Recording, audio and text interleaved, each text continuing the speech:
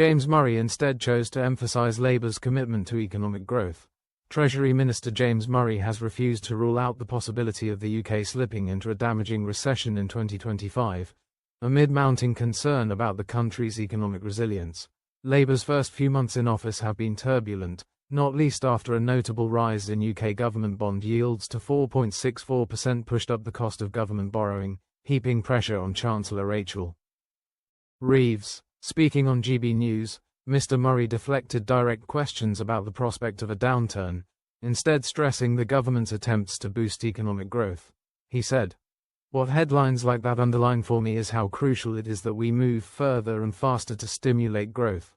Mr. Murray sought to emphasize reasons to be cheerful, citing positive forecasts from international organizations.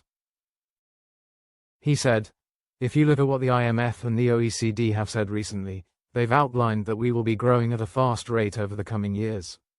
There is cause for optimism." Nevertheless, Camilla Tominey pressed him on whether the UK might face a recession, generally defined as a period of economic downturn where a country's gross domestic product, GDP, decreases for 2 consecutive quarters.